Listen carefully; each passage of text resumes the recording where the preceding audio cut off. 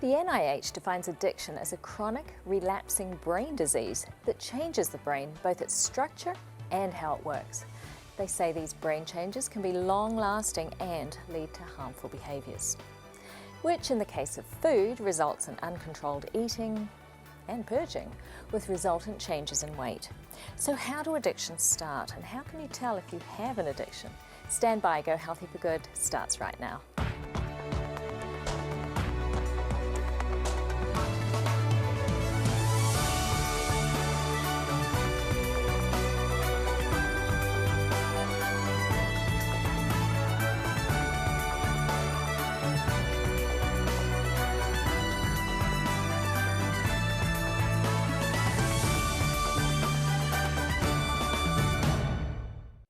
Hello and welcome to Go Healthy for Good. Steve Zavala was your average guy eating the standard Mexican-American diet with lots of red meat, chicken and cheese. He was in his early 50s and thought he was in pretty good shape. What happened next would change that perception. I was at work and wasn't feeling very well. So I told my boss, I'm going to sit down for a while. I'm just not feeling right. He said, fine, go ahead and sit down. We have a lunchroom. So I sat there for a while. I noticed that one side of my shoulder was going cold. It felt like it was getting cold. And I thought, what is going on here? I was waiting for it to pass, but it wasn't passing.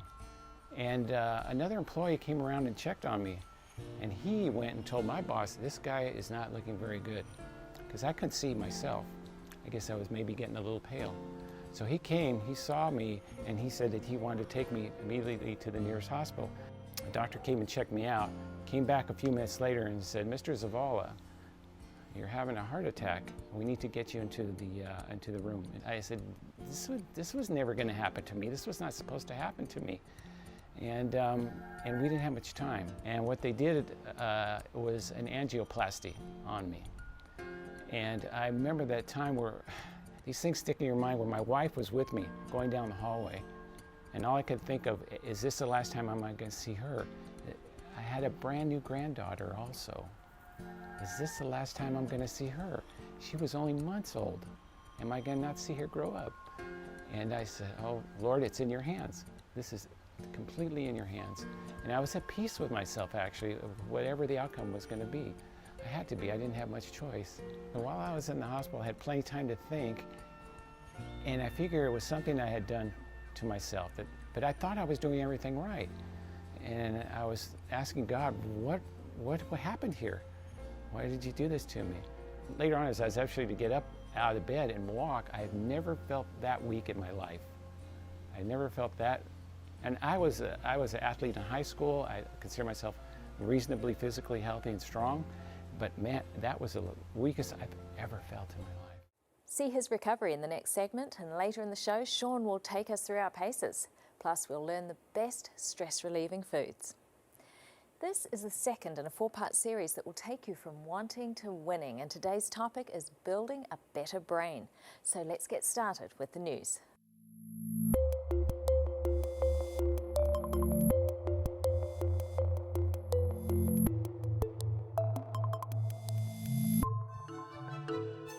In the headlines, 10 minutes a day keeps depression away, obesity in the young brain, and music replaces opiates. A small amount of regular exercise appears to protect against depression, according to a Norwegian study of 34,000 healthy adults. Researchers found that those who spend just 1 hour a week of their leisure time being physically active had a significantly lower risk of developing depression over the next 11 years. Activity did not need to be intense. Walking was just as beneficial as more strenuous exercise, which is good news for people of all ages and all shapes. That's as little as 10 minutes a day or 30 minutes twice a week. Obesity in adolescents may be associated with brain changes. A Brazilian study looked at 120 adolescents aged 11 to 18 years. Half the group were obese and half were normal weight, but were otherwise matched for gender, age, socioeconomic status and education. Specialized MRI scans of the brain showed the obese group had disrupted connections in regions of the brain that regulate appetite, emotions, impulse control, and reward and pleasure in eating. A European study analysed brain scans of 100 overweight children and found that those with better physical fitness had higher grey matter volume in regions of the brain essential for language, processing and reading, and in the cortical and subcortical regions, which were in turn associated with better academic performance. So if there's a child in your life who's affected by overweight or obesity, encourage them to be physically active and be aware that they may need extra help with impulsivity and portion control. Music increases comfort and reduces post-operative pain in patients recovering from spine surgery. A recent study at the Mount Sinai Beth Israel Hospital in New York City randomly assigned 60 patients undergoing spinal surgery to music therapy plus standard care or standard care alone. Music therapy involved one 30-minute session of patient-preferred live music within 72 hours of surgery. Through singing, drumming, improvisation or active visualization, it was designed to support tension release or relaxation through the use of breathing and imagery. Pain scores rose in the standard care group and fell in the music therapy group. Encouraging movement with music was thought to be important for functional recovery after spine surgery, when a fear of movement can impede progress. These findings were in keeping with previous research showing less pain and anxiety with music therapy after spine surgery. So next time you have surgery, perhaps try the orchestra before the opiates.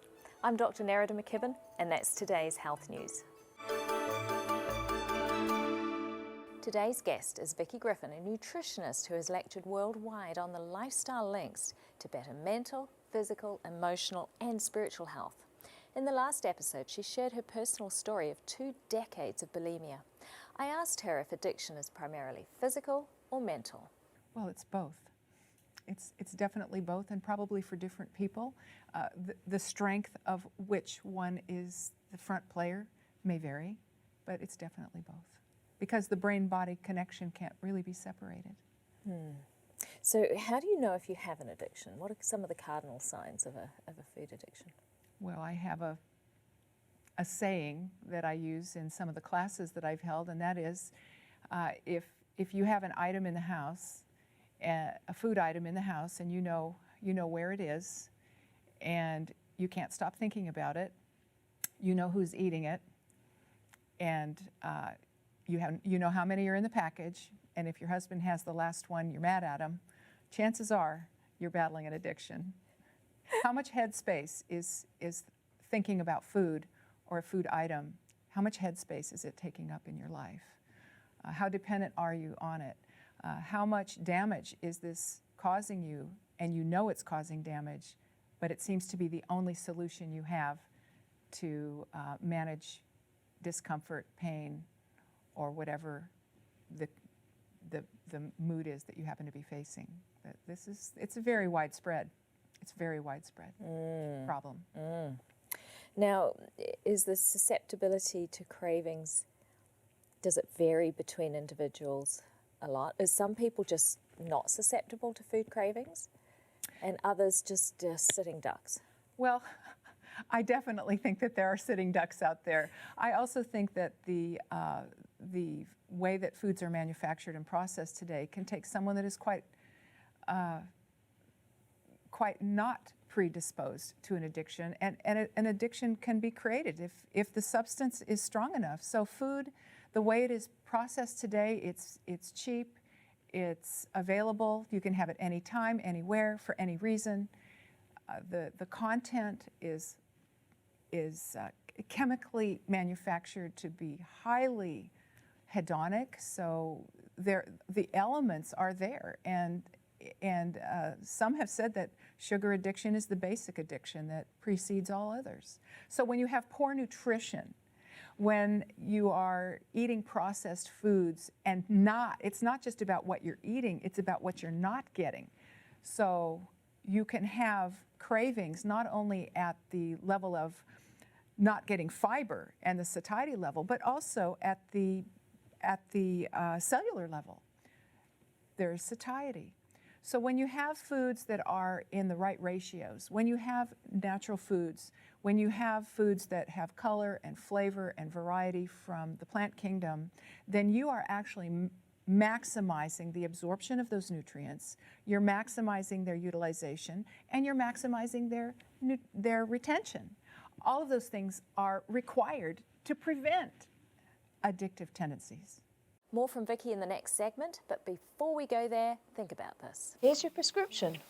What? A plant-based diet for my heart disease, doctor? It will help your body repair and reverse the damage. But doctor, a plant-based diet is hard. Not as hard as if you don't. Oh, what could happen? Well, you see, if you don't, I may have to do open heart surgery where we take a saw and we open your breastbone, strip the veins out of your legs, and replace the arteries in your heart. You're not touching my breastbone with that saw, Doc. Well, what do you think about the plant-based diet then? Well, I think it's great. Give me a carrot. There you go. There's what you want. Now, about the physical activity. I wanted to talk to you about that, Doc. I can't do it. Why not? Well, I work into the night. I'm tired when I get home, and there's a couple of television shows that I just can't miss. There's Facebook time, computer, texting. I just don't have time. I'm sorry. But you know, it's harder for your diabetes if you don't do it. Well, what do you mean? What could happen? Well, you can get pins and needles constantly in your feet, and then they go numb. Oh, well, I've already got that already, so forget the exercise. But with diet and exercise, you can actually reverse that and get the feeling back in your feet. Oh, really? And that's not all. What's not all? Well, if your diabetes progresses and you get a foot ulcer, it doesn't heal, and then you get gangrene, then I'd have to use this saw to do an amputation. Oh, you're awful saw-happy, Doc. Get those things away from me. Many diabetics also become impotent. Okay, I'll exercise. Great. You can pay with lifestyle change now or pay with surgery later. It's your choice. Doctor's orders.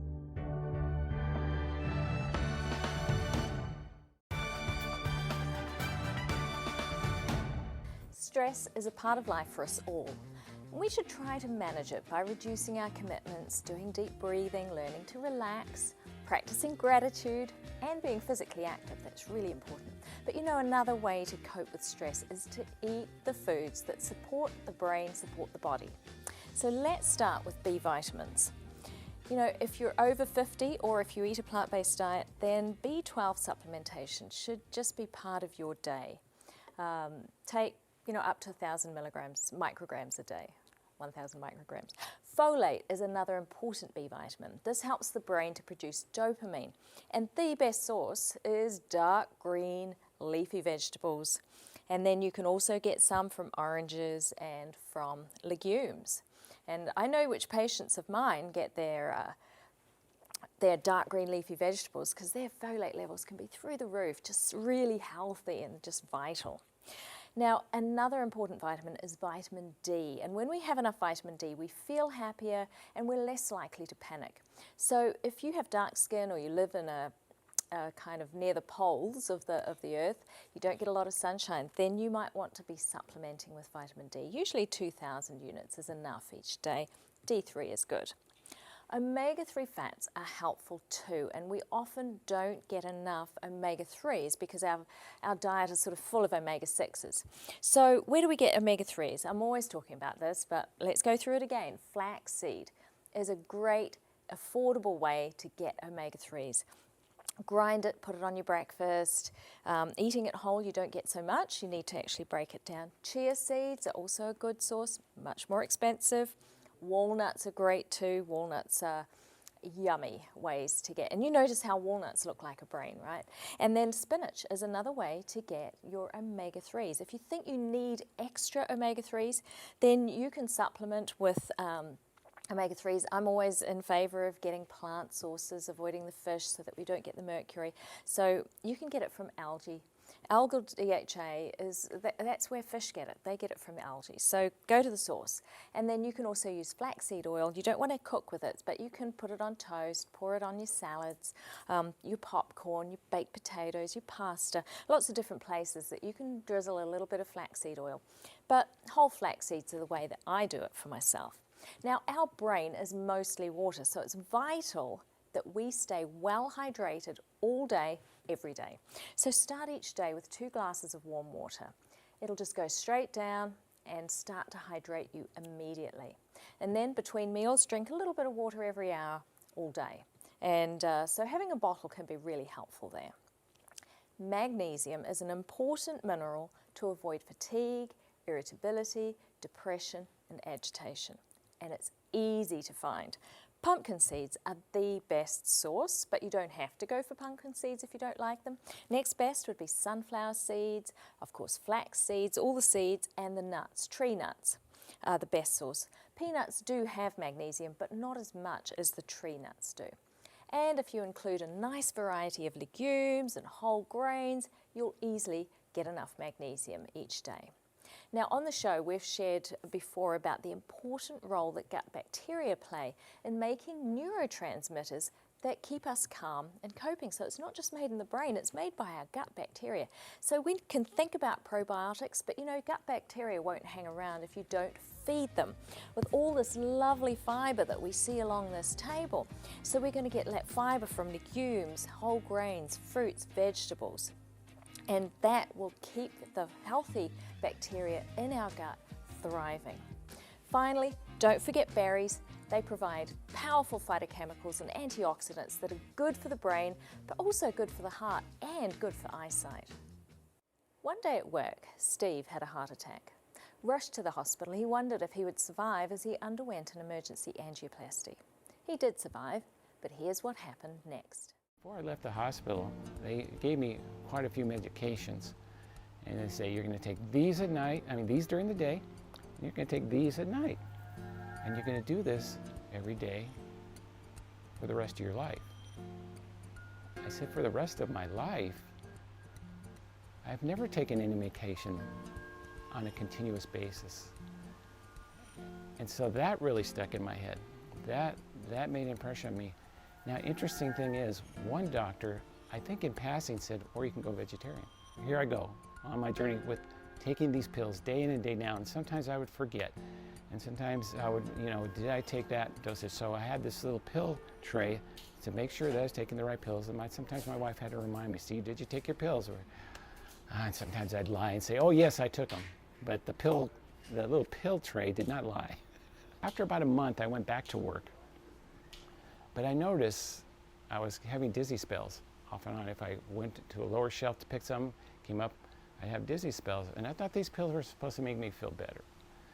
And I say, I just don't have faith. I know they're here for a reason. I know they need to help me to get through this time, but there's got to be more to this. That's when I started going and doing my own research. And I started looking at nutrition as an approach to making myself whole again.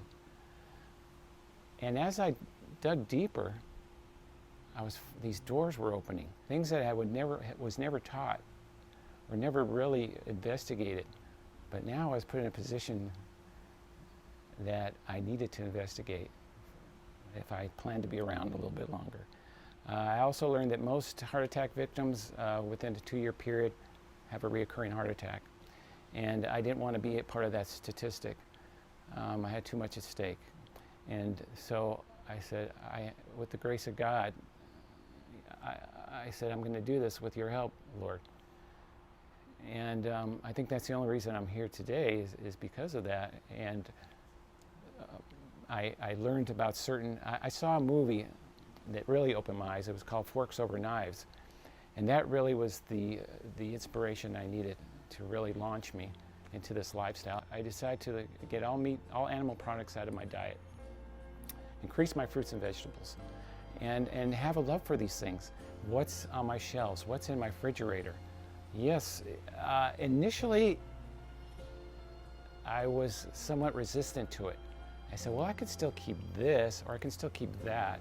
I did have to change what was in my refrigerator. I had to look at my refrigerator as almost like, for lack of a better term, almost like a medicine cabinet, and have it be something that gives me life, doesn't take life away from me.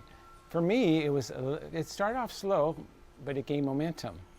And yes, things had to be removed. I started to learn to read labels. And as I started to read labels and how labels can even be manipulative, I had to see, this is where I had to educate myself. and then allowed me to make better choices on the things to bring home. Because if you bring it home, you're going to eat it. In the last segment, our expert guest, Vicki Griffin, mentioned that some people say that sugar precedes all other addictions. I asked her what happens in the brain when we eat sugary foods. Well, it's really interesting because there's an immediate boost. There's an immediate burst of serotonin, perhaps dopamine.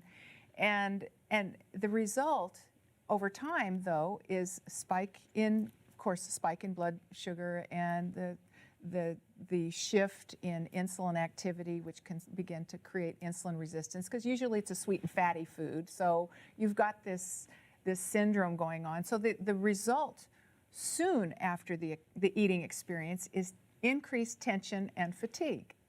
And that is paradoxical, because if you are tense, you can go and run.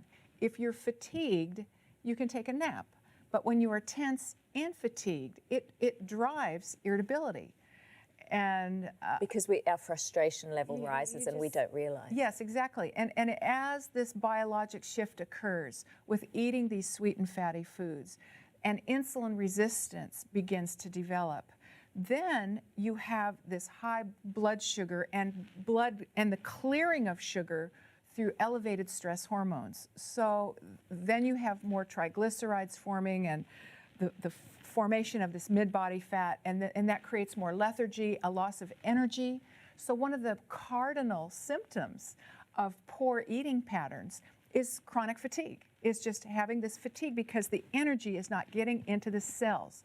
So the body and chronic fatigue is so common nowadays. Yes, the syndrome is, but just being tired is pretty much a pandemic. So we go and we hold our programs and we want people to exercise, and they're tired. People that are fatigued can sleep, but they wake up tired. They go to bed tired, they wake up tired, they are mentally tired. It's an insulin-resistant state. And so the brain cells are not surviving in this environment well. The body cells are not getting energy. And so it's a metabolic shift that promotes eating more sugary foods and caffeine and stimulants because of this state of mental fog and exhaustion with increased tension and irritability. It's a terrible combination, and it's a recipe for addictive behavior. Wow. Now, we all know about the slump that we get after a high-fat, high sugary meal. Right. And that's happening. Is that happening in the body, or is it happening in the brain? Is it, because we talk about a sort of a brain fog, and we almost go to sleep after a meal like that, don't we? Well, that's a great question, and it's happening in both places because we have these body-wide communication systems. And so when circulation is impeded, when insulin levels are high, when the glucose cannot get into the cells, it affects the brain as well as the body. In fact, there is a saying, and I believe that it is true, that the battle is not for the bulge, it's for the brain. It's not about weight control, it's about appetite control, and that's a brain thing. So these strong biologic shifts that occur, someone may be praying and weeping over these cravings, and they need to understand that, yes, we go to God for His promises and His power, but there's also a great need to tap into His plan, to begin to reverse this process that is occurring in the body, that is causing this chronic condition of cravings and fatigue. Mm. Now, you mentioned appetite and that control of appetite. We have hormones, don't we, like ghrelin and leptin, that are in balance. One drives appetite, one tells us that we're full. So when it comes to food cravings, what's happened to that system? What's happened is that some of those signals are being muffled.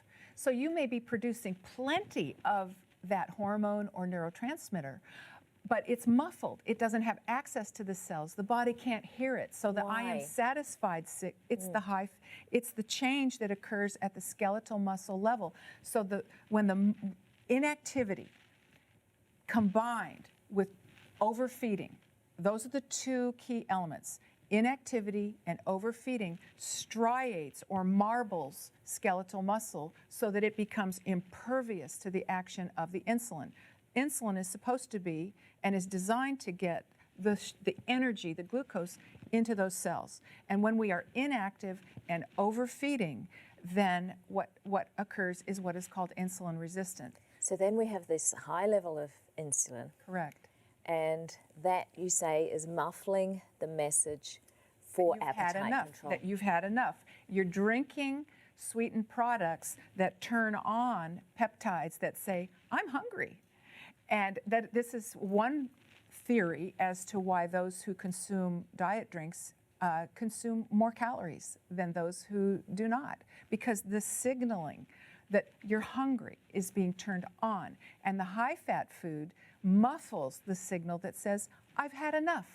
And so this becomes a metabolic and biologic and brain-driven process, not just a psychological, emotional, and spiritual issue. All of those areas need to be addressed in order to have long-term success. It's like Jackie Gleason said. He said the second day of a diet is always the best because by then you're through with it. What we're looking for is long-term success, and we need the tools for long-term change. So consider how to address psychological, emotional, and spiritual domains in your life. Here's one option. When the 12-step program was developed in the 1930s, little was known about the workings of the brain, but now science is catching up. The founders of AA sought the keys for success and found it with the Oxford Group, which was a religious movement across England and America. The group aimed for self-improvement by self-inventory, admitting wrongs, making amends, using prayer and meditation, and then carrying that message to other people and sharing the good news. Every one of us could benefit from taking such steps in our personal lives and also for spiritual growth. Step 2 of the 12 steps says, came to believe that a power greater than ourselves could restore us to sanity. Step 3, made a decision to turn our will and our lives over to the care of God. Step 5 says, admitted to God, to ourselves, and to another human being the exact nature of our wrongs. Step 6, we're entirely ready to have God remove all these defects of character. Step 7, humbly ask Him to remove our shortcomings. Step 11, sought through prayer and meditation to improve our conscious contact with God, praying only for the knowledge of His will for us and the power to carry that out. This step-by-step process can be ours for the asking. It can be a daily walk with the infinite God of the universe, with a God who longs for that personal contact with us so that His will becomes our will and His power becomes our power. Are you ready to unleash that power in your life?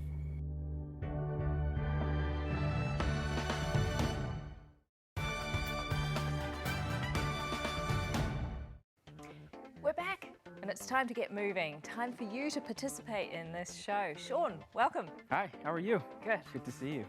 What are you going to put us through today? So I got two things. I got a kettlebell, which you can get at any sporting goods store. And then I got some tennis balls. And what I like to do with some of my boot camp clients is I take this and I take some tennis balls and I put exercises on it. And then I put the exercises, put this bag like way, way down. And then what we'll do is we'll take turns sprinting to it, all right? Sprint back, reveal the exercise, and everybody would do the exercise. So this, I just wanted to show people because this is a great way to keep your kids active. You want to take out one of these? Yeah, let's take one out. Yeah. This kids love a lucky dip, huh? They do, right? Yeah. So here we go. So that one says 5-team sprints. 5-team sprints. So what everybody would do at this point was line up side by side, run straight down to a particular target, and come back. And that would be considered one. You know, kids love this. You know, it's just an opportunity to get something that's different that they've never done before. And guess what? If you allow them to lead the exercises, it makes it even more fun. Right. So try that. That's a great idea. Yeah, it's a great idea It for is. families. and Absolutely. Great bonding time. And they sleep well. So we're going to use a kettlebell. Today we have an 8-pound kettlebell. I'm going to show you 3 great exercises that burn a lot of calories. The beauty of a kettlebell is one weight, but it can burn calories, it can build muscle, and it can help with muscular endurance, all right? Right. So let's start with the kettlebell swing. We're gonna put it down. And the swing, you start off here, you look forward, keep the core tight, and you go back first, get the momentum, and like a pendulum, you stand up. What I want you to practice doing is blowing out. Exhale when you're coming up, all right? So try again. Give me 3 of them.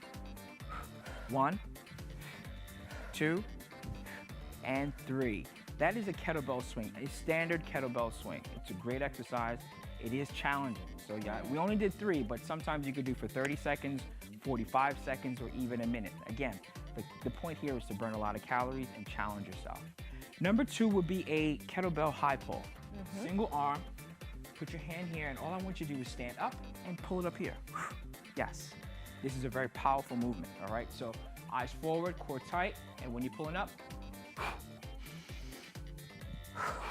yep, there you go. So I want you to squat down because you're working your quads, you're working your shoulder, and you're working your entire core region, okay? Again, the greatest part about this is that it's a total body exercise even though you're using just one arm. Your body has to balance. So when you're using this side, the other side has to counterbalance. Do the other side just so that you balance out. There you go. Give me 2 more. 1 more. And perfect. Again, 30 seconds, 45 seconds, or even a minute. A great way to challenge yourself. And number 3 would be a goblet squat. Take that weight, put it right here. All I want you to do is squat down as much as you can and come up. How can you make that even more fun?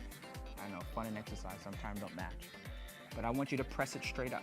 Come up here and press it up. Yep, there you go. Another great total body exercise. You have limited time, 30 seconds, 45 seconds, give maximum effort. You'll burn calories, you'll build some muscle, and you'll definitely get stronger. There you go. That's great. That really got me warm. So you got a great way to challenge the kids and a great tool, the kettlebell, which is good for burning calories. So last but not least, you just do a little cool down and you'll be fine, all right? Okay. Feet nice and wide. Take a nice deep breath and reach down to the middle. If you can get your palms down, that is great, a good stretch. Reach for one side, reach for the other side, and guess what? Come back to the middle, come up nice and slow, and you are done. Oh, thanks, Sean. You're welcome. Whew, that's warm. Good job. Which is better for your bones, dairy or soy milk? As we age, our risk of developing osteoporosis increases, and our dietary choices can make a big difference. The Adventist Health Study found women drinking milk at least once a day had bones that were just as strong whether they drank soy milk or dairy milk. Those drinking milk less than once a day had a significantly higher risk of osteoporosis. Maintaining strong bones is another ageless advantage. Now it's time to answer the questions you've sent me. Charlotte asks, what foods will help with rheumatoid arthritis? I had a vegan diet but was counselled to add clean meats. Well, a low allergenic, low inflammatory diet is really what's going to be best. It will support the immune system because rheumatoid arthritis is an autoimmune condition, so you want to give the immune system good support. Some people find an elimination diet is helpful, and that way they can find the triggers for their pain. Some do better without gluten, others, for example, it might be the nightshades, tomatoes, potatoes, eggplant, and peppers. But a healthy vegan diet is low inflammatory and supportive of the immune system, so it's usually the best diet by far. Remember to be as sugar-free as possible. Our next question is, what is your take on a low-carb diet? Is it healthy? Well, we get our calories either from protein, fat, or carbohydrates. So if we take the carbs right down, very low, it leaves us with all of our energy coming from either fats or proteins. Now, most foods that are high in fats and proteins don't have much fiber. You can imagine that results in constipation.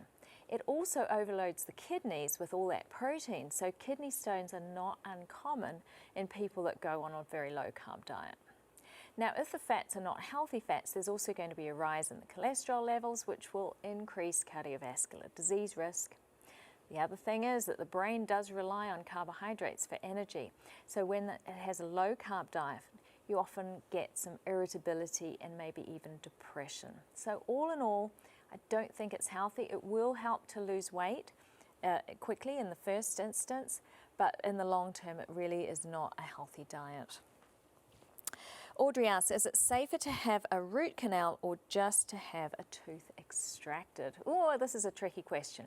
You know, it depends on what your options are for replacing the gap that might be left if the tooth is removed. If there is no infection, a root canal may be a better option than an extraction and an implant. So you need to really discuss it and think seriously about it and look at your different options. Remember, if you have a question, send it in by Facebook, text, email or phone, and like us on Facebook to receive daily information on healthy habits. Now let's see what's for dinner. Modern beetroots are derived from wild sea beets that originated around the coasts of Europe, Middle East and Africa. They're available all year round, so it's easy to find them fresh. Choose fresh, bright, firm textured roots. The top greens should be used while they're fresh. Chop them finely and steam them on their own or with your favourite greens. The root can be kept in the fridge for weeks. They're a wonderful source of iron and nitrate. They boost the immune system and guard against cancer. Beets can be grated and eaten raw, or you can boil, steam, roast or saute them. Raw, they're great for juicing, and recent research shows that the juice can bring down high blood pressure. Bon appetit. We don't always eat because we're hungry. Whether we realise it or not, we often eat to soothe our emotions, to comfort ourselves. I asked today's guest, Vicki Griffin, to explain the interaction between emotions and food. Well, what I would like for us to understand here is that yes, an emotion can generate an eating behavior, but our eating behaviors also generate emotions. So nutrition has a powerful impact on mood, memory, learning, and behavior. We know that a high saturated fat diet and a high sugar diet actually affects at the cellular level the permeability of those cells, and that there is a linear relationship between impulsivity, fatigue, irritability, cognitive clarity, and some of the nutritional components of diet. So on the positive side of the ledger, a wonderful Japanese study showed that a diet rich in antioxidants and colorful fruits and vegetables actually elevates serum levels of the carotenoids, and that has a direct relationship with lowering irritability and sleeplessness. What a great thing that is. Wow. So food is medicine. Amen. Now, you're saying too, though, that there's this kind of cascade. You eat to soothe emotions, but then that creates a deterioration in emotions, Yes. and it just goes round and round. Yes. How do we get off that? We've got to start reversing the spiral and start spiraling upward instead of downward. And it's very wonderful that modest shifts can make a big difference.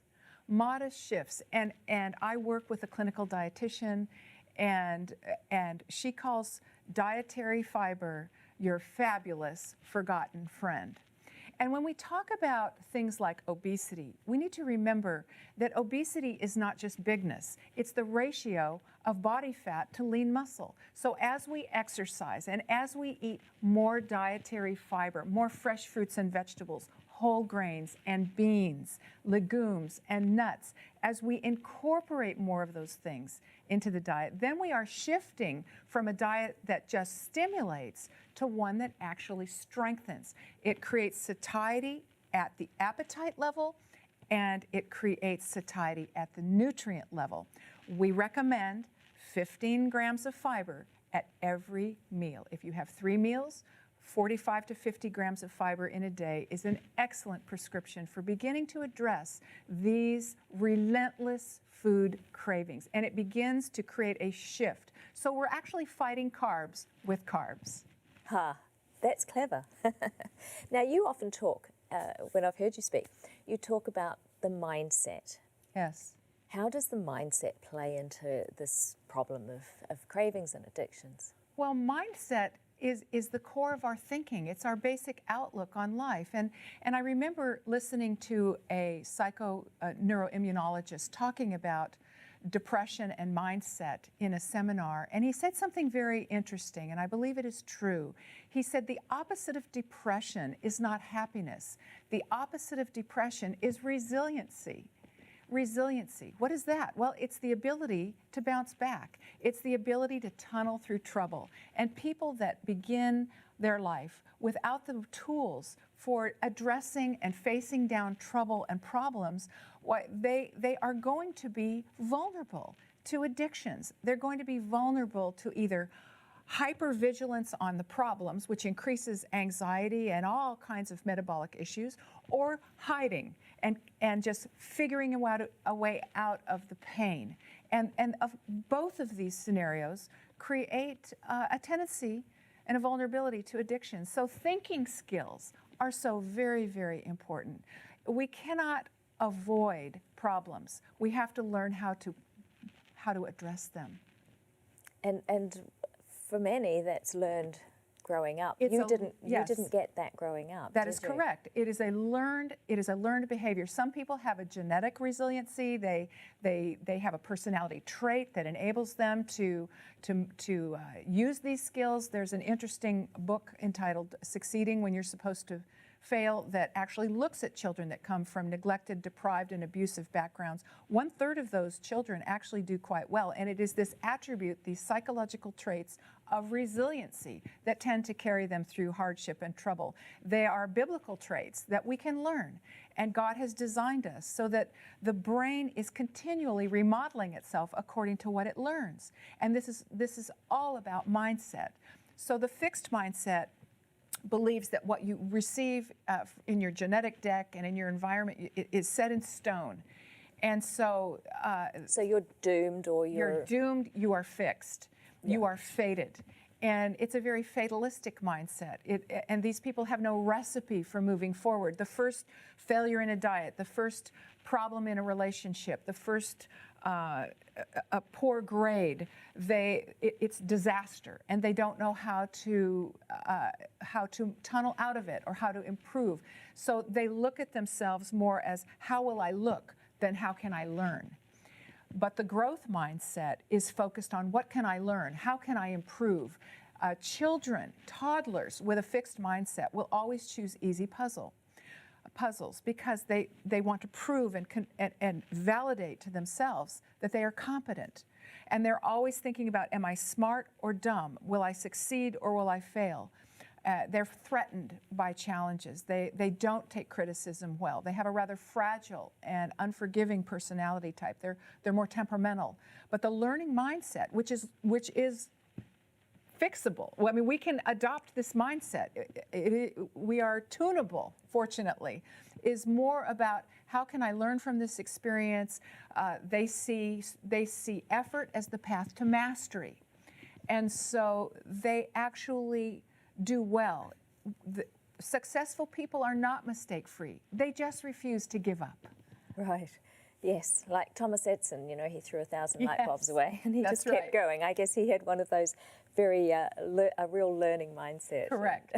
And failures were just a stepping stone. But that's really important, because when we're dealing with an addiction, we're going to fail. It's Mark Twain, I think it was, who said, quitting smoking's easy. I've done it 1,000 times. Absolutely. But it's getting up again, isn't it? Life is all about learning from our mistakes. And I have worked with so many amazing people that have suffered from addictions and depression. And we have assumptions that we make about these people. But a lot of those assumptions are not correct. They are brilliant, sensitive people.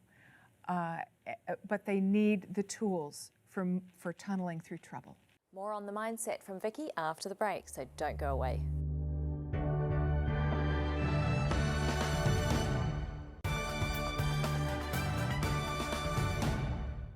As Steve left hospital after a heart attack, he was told he had to take pills for the rest of his life, or another heart attack might follow.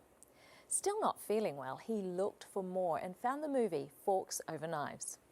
He got rid of all animal products from his diet and started on a whole food, plant-based eating plan. Watch what happened next. I started to notice a change. Month by month, has increased energy. My mood was actually becoming better. Sleep was getting better because they put me on. They said I had sleep apnea, and they gave me the machine for that. Well, shortly after, I said I can't do this. I can't do this. And as I became more determined, I got off of that machine, and just my whole mindset changed. Something happened in me. As I started feeling better, I started getting energy. My weight was dropped. I dropped over 30 pounds. I dropped a total of 35 pounds. What you see today is not how I looked 4 years ago. Of course, it seemed normal. It's like, well, I'm getting older. I'm supposed to get heavier, right? That's how it goes. I saw this in my family, but I didn't know that you have a choice in that. And I made the choice. I made the choice that I will never be on medication again unless it's absolutely positively necessary, and that I have control over my health. Matter of fact, I went to a health fair at my work, and a cashier came in and they were offering, to check your cholesterol. Well, their portable machine couldn't measure my cholesterol because it was too low. They said ours only goes to 150. It only measured 150 on up. So obviously mine was below that, and they just kind of were looking at me like, who is this person? And all I said was, whole food, plant-based. Check it out. I highly encourage anybody who's thinking about this, even if you don't have any health issues right now or you don't think you do, it will only be beneficial to you, especially the energy level. I'm a morning person by nature, but now I'm up a lot of times before the sun. It's just because I have so much I want to do, and I can do it because I have the energy. And I had that energy to chase my granddaughter around the yard. That's a blessing. I see people my age already on much medication, or they have a cane or a walker, and I know that there's a better way. But I am living proof that a plant-based diet can change your life. And it's not just the physical, it's the spiritual, it's the mental, all incorporated into one. Now he's a great example of a learning mindset that uses setbacks as stepping stones. Whereas in the previous segment, Vicki Griffin was sharing about the fixed mindset that sees a setback as a stopping point. I asked her how easy it is to change that. If it wasn't fixable, what would we do? Dr. John Rady, who wrote an interesting book called A User's Guide to the Brain, had this to say. He says, experiences, thoughts, and actions actually remodel the brain. And so the brain is plastic, it's malleable, it's moldable, and our brains are constantly reshaping themselves according to what we learn. And so one of the first steps in fixing this fixed mindset is to understand that these internal faulty monologues are not true. We need to learn to navigate, and I speak from personal experience here. I have needed to learn to navigate through life by what I know is truth, not by what I feel. So learning to operate from a basis of truth, God's truth, what He says.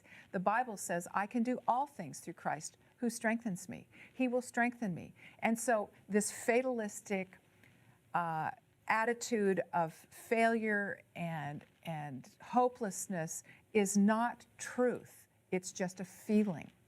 And so to operate and speak from truth is key.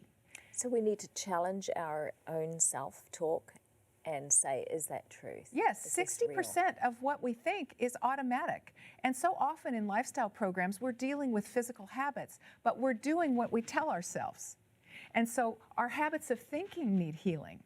And so it's not just about reaching physical goals, it's about retooling and reestablishing the thinking that is healthy thinking, that is positive thinking, that is hopeful thinking, that is optimistic thinking.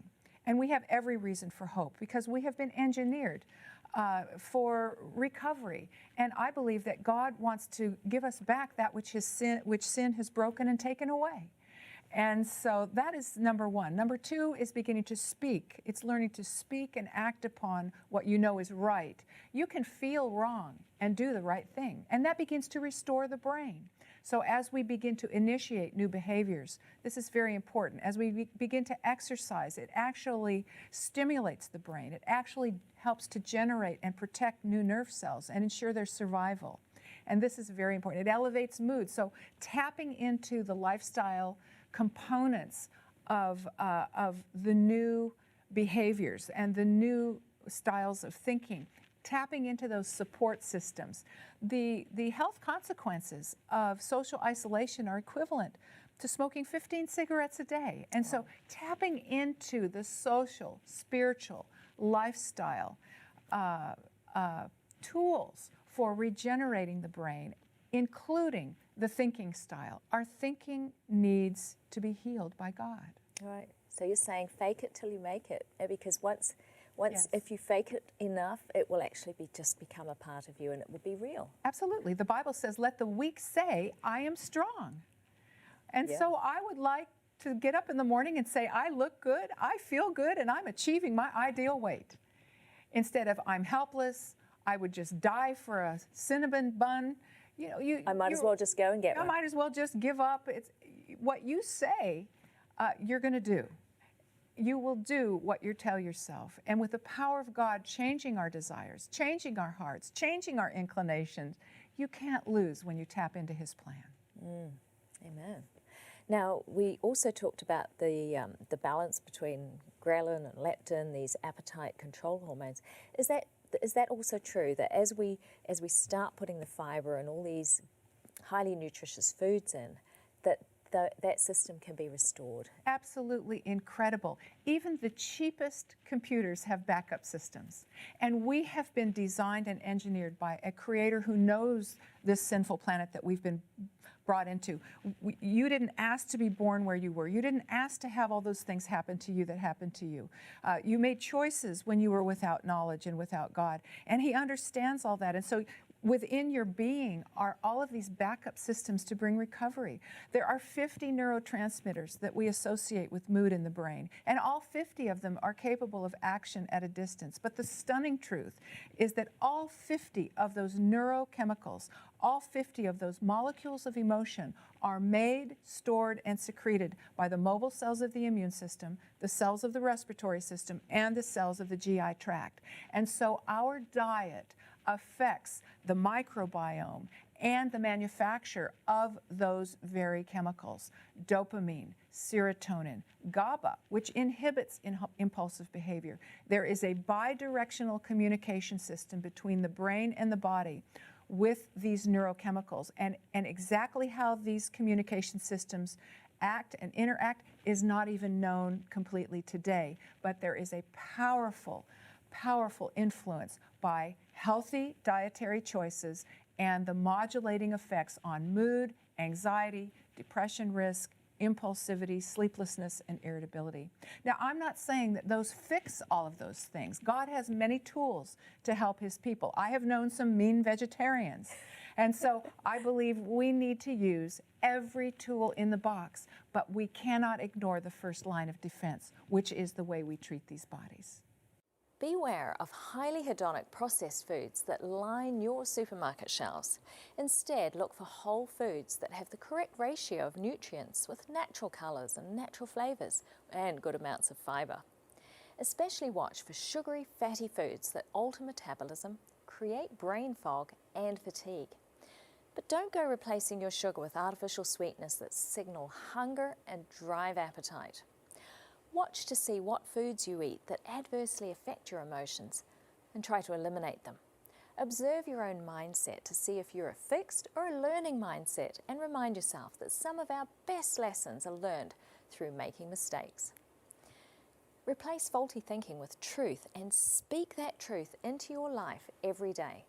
That's all for me today. Thanks for joining us on Go Healthy for Good. I'll see you next time for the third episode in this 4-part series.